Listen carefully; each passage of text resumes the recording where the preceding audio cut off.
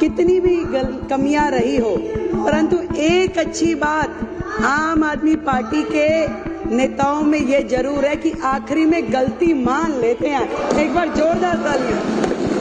आज केजरीवाल जी आपको यहाँ फंसा के न जाने कौन से बिल में घुस गए हैं। जब वो स्वाति मालीवाल को अपने घर में बुला करके उसके साथ दुर्व्यवहार कर सकते हैं, तो आतिशी जी आप भी कोई दूर नहीं है। कल को आपके लिए भी कोई घटना दुर्घटना ना हो, इस बात की मुझे चिंता है। जब स्वाति मालीवाल के साथ कुछ हो सकता है, उसको घर में बुला के राज्यसभा सांसद को, आतिशी जी आप हमारी बहन है, मुझे चिंता है आपकी। जितनी मर्जी स्लिप वहां से भी भेज सकते हो आप। कमियां आम आदमी पार्टी की रही हो, जो कि कितनी भी कमियां रही हो, परंतु एक अच्छी बात आम आदमी पार्टी के नेताओं में ये जरूर है कि आखिरी में गलती मान लेते हैं। एक बार जोरदार तालियां। आज स्वयं आतिशी बहन ने कहा कि हम बाकी सारी चीजें जो उन्होंने एक्सेप्ट करी, आप सबने जो कही बहुत बढ़िया बात है। और इसी प्रकार केजरीवाल जी ने स्वयं माना कि मैं यमुना साफ नहीं कर पाया, मैं पानी नहीं दे पाया, मैं गलती मानता हूँ, मुझे और समय दे दिया जाए। ये बहुत अच्छी बात है कि आखिरी में आकर के अपनी गलती मान लेना भी एक गलती का सुधार है। अध्यक्ष जी, मैं तो केवल इतनी बात कहूंगी कि आतिशी बहन, हमारी इस सरकार में मेरे अलावा 4 बहनें हैं। मुझे चिंता होती है आतिशी जी की, बहन है हमारी, कि आतिशी जी आप केजरीवाल साहब का इतना साइड ना लीजिए।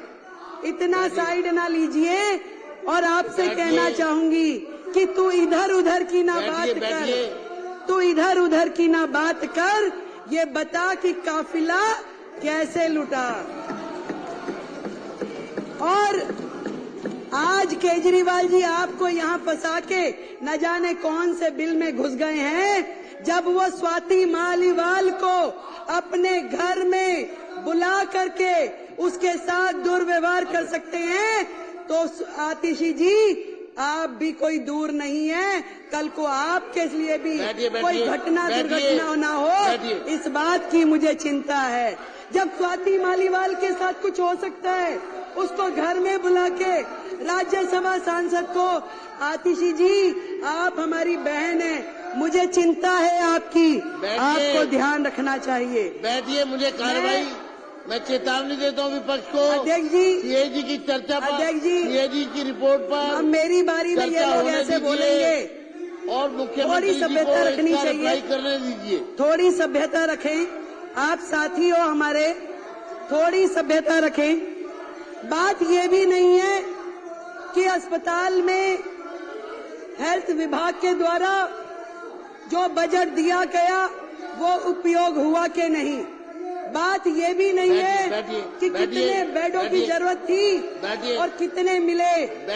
बात ये भी नहीं है कि दवाइयाँ जो चाहिए थी जनता को वो दी नहीं गई। बात ये है कि जो दिल्ली के लाखों लोग इनके अस्पतालों की वजह से धक्के खाते खाते दुखी हुए, उसके जिम्मेवार ये आम आदमी पार्टी के लोग हैं। आप सीएजी से मत भागिए, बैठिए। आएंगे, चिंता मत कीजिए, बिल्कुल आएंगे। अभी आप सुनने का मादा रखिए। अभी ये देखिए, ये लोग क्या करते हैं, जब इन्हें पता है कि अब इनकी और उंगली है। आपकी मैडम का उसमें नाम है क्या? आपकी मैडम का नाम है क्या? मार्शल जनरल सिंह जी को बाहर ले जाए। चलो।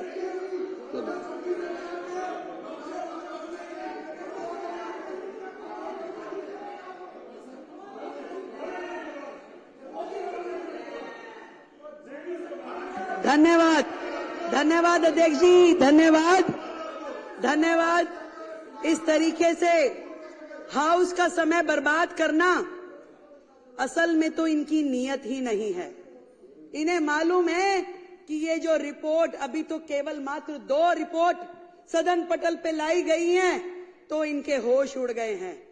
पूरे के पूरे अखबार, पूरा मीडिया, पूरे चैनल्स रोजाना सुबह से शाम तक इनके काले चिट्ठे खोलते हैं और ये सोच रहे हैं कि बाकी की 12 आ जाएगी तो इनका क्या हाल होगा, क्योंकि ये पूरी तरीके से सर तक भ्रष्टाचार में डूबे हुए हैं। केवल ध्यान डाइवर्ट करने के लिए अलग अलग प्रकार के मुद्दे लेकर के आते हैं। मैं आपको अध्यक्ष जी बताना चाह रही थी कि सिर्फ ये विषय नहीं है कि जो अस्पताल में बजट कम यूज हुआ, कोविड के समय बजट कम यूज हुआ, कम बिस्तरों का उपलब्ध कराए गए। बात यह है कि उस समय के दौरान जो लाखों लोगों ने तकलीफें सही, जो मरीजों के दिल पे गुजरी, जो पूरी तरीके से अस्त व्यवस्था देख करके डॉक्टरों के मन पे गुजर रही होगी, वहां के स्टाफ पे गुजर रही होगी, जो परिवार जानों के साथ घटनाएं घट रही होंगी, आज उसको सोचिए तो दिल दहल जाता है। शर्म आनी चाहिए उनके माननीय विधायक को कि जब अशोक गोयल जी कोविड की चर्चा कर रहे थे, परिवारजनों के मरने की बात कह रहे थे, शमशान घाट पे जगह नहीं मिल रही, ये बातें कह रहे थे, तो वो विधायक मुंह खोल के जो हंस रहे थे, शर्म आनी चाहिए। मैं आज इस सदन के माध्यम से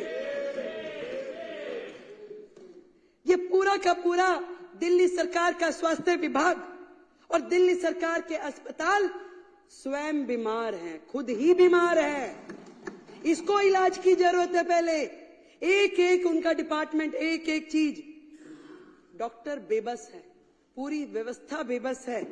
आपदा के पिछले ये 10 साल स्वास्थ्य के नाम पे केवल भ्रष्टाचार हुआ है अध्यक्ष जी, केवल भ्रष्टाचार। केवल वो मुद्दे नहीं है जो इस सीएजी की रिपोर्ट में है।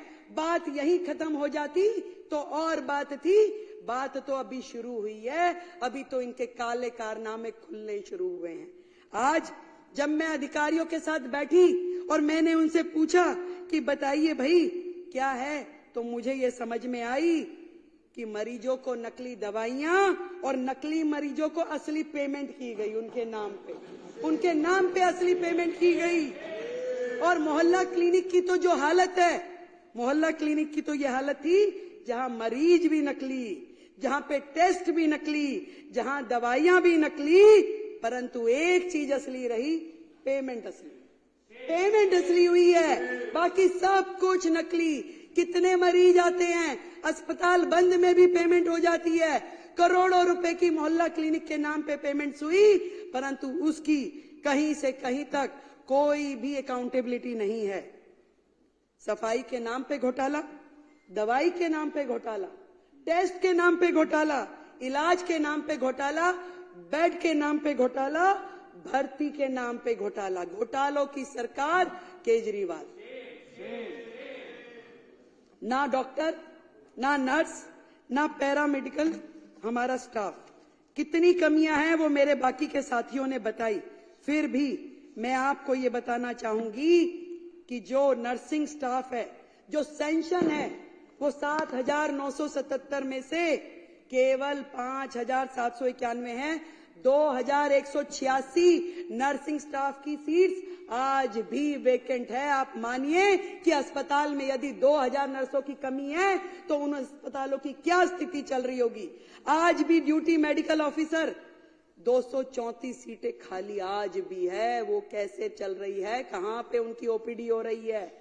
जितना भी स्टाफ है, एक एक विभाग, यहां तक कि पैरामेडिकल जो पोस्ट है उसमें भी 2796 पोस्ट आज भी खाली पड़ी हैं। किस तरीके से ये अस्पताल चलाए जा रहे हैं अध्यक्ष जी, मैं ये जानना चाहती हूँ।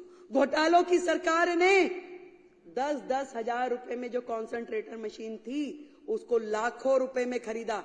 10 रुपए का वो N95 वाला मास्क जो था वो 150 रुपए में खरीदा। और शर्म की बात ये है, खरीदा तो खरीदा, उपयोग हो जाता तो दर्द नहीं होता। दर्द इस बात है, आज भी हमारे अस्पतालों में पूरे के पूरे गोदाम कमरे भरे पड़े हैं उन सामानों से जो जनता की गाड़ी खून पसीने की कमाई से किया गया है। आज भी पीपी किट, मास्क, कॉन्सेंट्रेटर मशीनें, सिलेंडर अस्पतालों में भरे पड़े हैं जिनका कोई उपयोग नहीं हो रहा, ना तो वो जनता के काम आ पाए, ना मरीजों के काम आ पाए। खरीद कर ली गई, लाखों रुपए का, करोड़ों रुपए का घोटाला हो गया, आज भी वो अस्पतालों के गोदामों में पड़े हुए हैं। कितने शर्म की बात है। एक एक अस्पताल का गोदाम जाके खोल के देखिए, वहां पे क्या क्या पड़ा हुआ है, मिट्टी हो रहा है, परंतु इनके कान पे जूं नहीं रेंगती। कितनी बुरी स्थिति है। कितनी सारी बीपी मशीनें खरीदी गई, पेमेंट हो गई, परंतु कहां गई, कौन इस्तेमाल कर रहा है, कोई अकाउंटेबिलिटी नहीं है। कहां पे हो रहा है ये सब। ICU, CCU, operation theatre, MRI, सारी की सारी मशीनें, कोई रेट फिक्स नहीं है, कोई दर नहीं, कहां किस तरीके से खरीद हो रही है, कोई पूछने वाला नहीं था।